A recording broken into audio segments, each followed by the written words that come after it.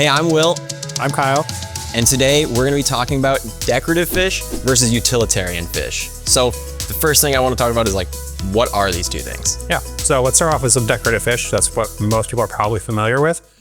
So decorative fish, in my opinion, are the fish that serve no purpose other than just being pretty and to look at. Right. So really good example of that would be something like Anthias. They don't really serve any utility in the tank. They're not eating pests. They're not eating algae.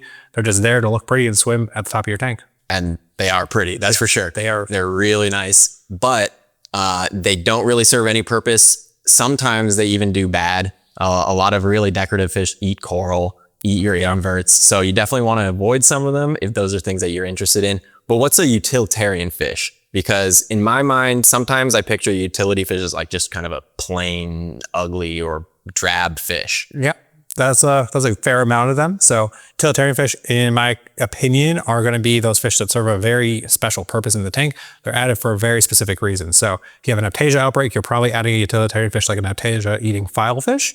Or the most common ones that are kept are going to be tangs because they are notoriously good at eating algae of a wide variety. But foxface, rabbitfish, all that kind of stuff are also in that category as well. Right. But there are some pretty options, but a lot of them are kind of drab in coloration, in my opinion. Definitely. I think some Blennies, some other algae eaters are a little bit drab. Some foxfaces or rabbitfish can be a little plain, but there are some really pretty ones. Like the guys back here are some of my favorite fish in the tank, and they're super utilitarian. Gem tang, one of my absolute favorite fish, and it munches basically every piece of algae in this tank. Yeah. I mean, aside from the gem tang, you also got the yellow tang, which I think is a underrated classic. It used to be, but now they're kind of sought after because they're not very easy to find unless I capture bred. But yellow tangs are a really good option for utilitarian and beauty.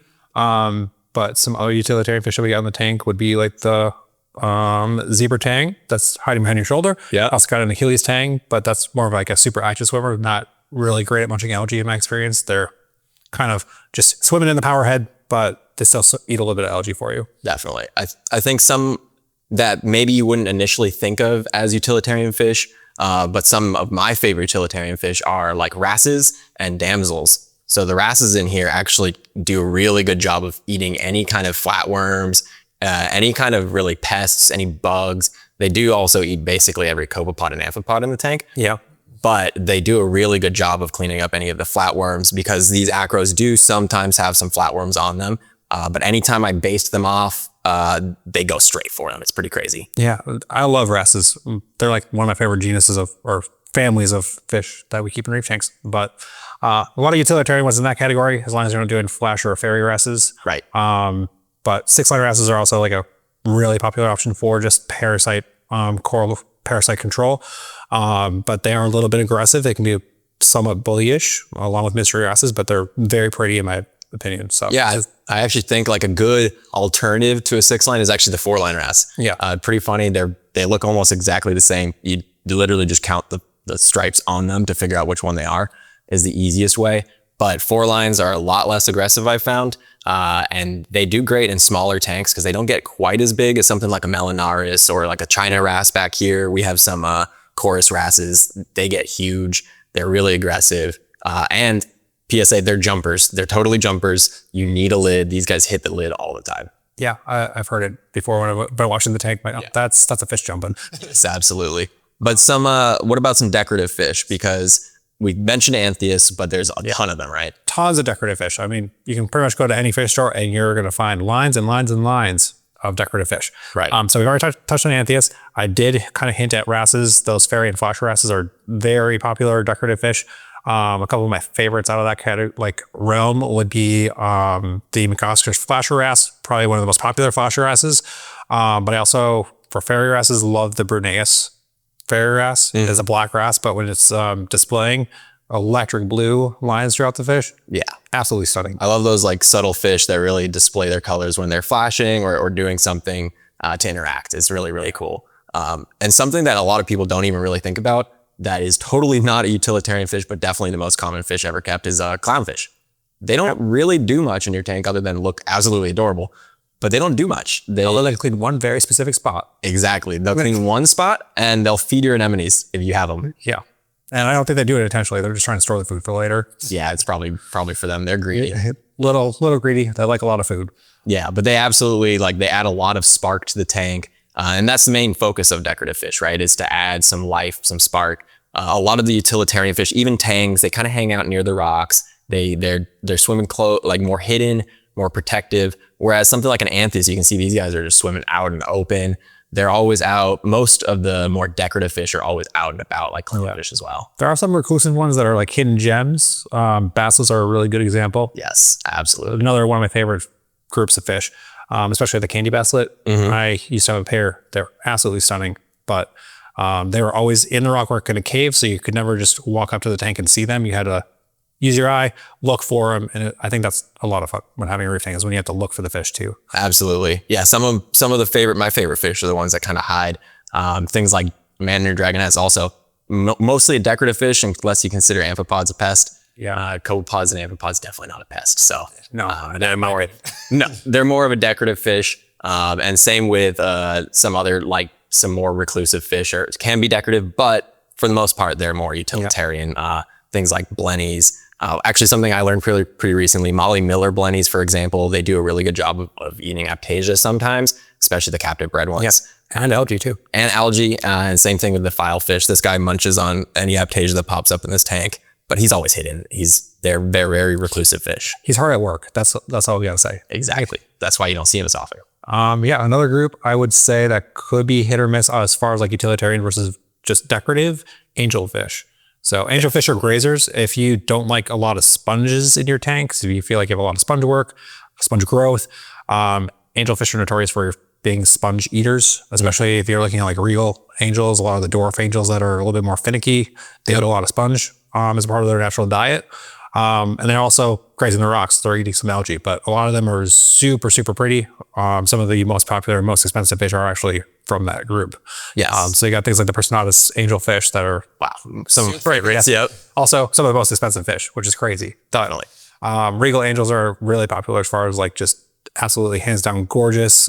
Emperor angels are also just drop dead beautiful. Especially if you get like a juvenile and you grow it out, like seeing that transitional phase is absolutely amazing. Yeah. Now, for me, I have some pretty bad experiences with the full-sized angels. Any of the dwarf angels, a little less of a bad experience. But for me, a lot of the large angels end up nipping at my corals. I'm a big SPS guy.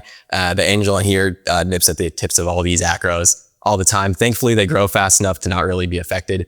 But in a smaller tank, it would be an absolute nightmare. And we have an ebly over in another tank here that does nip at some things. So if you really value your corals, maybe they're not such a utilitarian fish for you. Nope. They're more of a decorative fish. But I will say that they do keep the rocks pretty clean. Even though they only really eat sponge, they don't actually eat the algae. They do definitely just pick it off and keep the rocks really nice and clean looking. It's pretty cool. It's a nice balance, but definitely absolutely gorgeous. I think we should talk about some nano tank stuff, just because I feel like it's kind of hard to get a good balance of utilitarian versus decorative fish, and it's up a small tank. So if you're going to pick some utilitarian fish for a nano tank, what would you pick? Oh boy. I think definitely if you have pests already, I think something like a damsel is actually a pretty good choice. If you have like zoa eating spiders or any red bugs or any flatworms, things like that, they're really aggressive eaters. They don't get huge. They get pretty big, but they don't get huge like a wrasse. They're a bit of bullies, so you definitely need to be careful with what you put them with. But I think they're my definitely number one nano pest eater. That's a good option. My mind for nano always goes to some of the smaller blennies, especially like the tail spot blenny. I think despite them being a brown fish, they have a couple little colorful marks under their eyes, but they make up for all that with their personality, in my opinion. Oh, it's so like I can't get enough of a tail spot blenny. Yeah, their heads sticking out of the holes and looking around. Yeah, always looking at you, always having to look for them. Don't know where they are, but their personality is great. Also for nano tanks, depending on how big of a nano tank you have, the 6-line and 4-line wrasses would be a really good option, I think, as well. For flatworms and stuff like that. Also a little less common, but those pygmy and possum wrasses. Oh yeah, really good options. They're some of the best.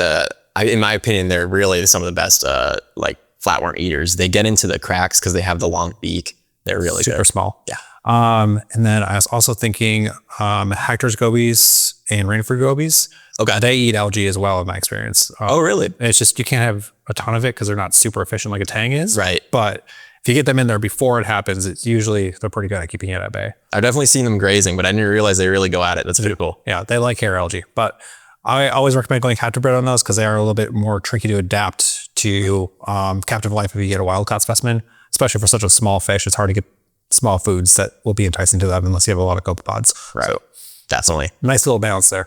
And for decorative fish in a nano tank, you got to go with the classic. I think almost every tank has one or a pair. Clownfish is definitely my number one pick. They come in all shapes and colors, all sizes, aggression. They have tons of really cool interactions. They're really easy to keep. They're captive bred basically anywhere. Yeah, it's harder to find a wild caught one versus a captive bred one these days, which I think is actually a really good thing. Sign that things are going in the right direction. Yeah, absolutely. My other top pick for a nano tank would be a Royal Grama. I don't think anything beats the radiant purple and yellow combination. It's pretty fishy. Like I don't think any other fish comes close as far as brightness goes in those colors. Yeah, and they're really cool in schools. You can get a few of them. They really kind of hang out under the rocks together. A really cool fish, definitely. Especially if you have a lot of overhangs and caves, they're going to be really fun to watch. Full of personality.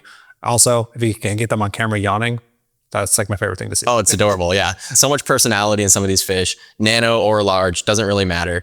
But thanks for watching. Have a good day. Bye.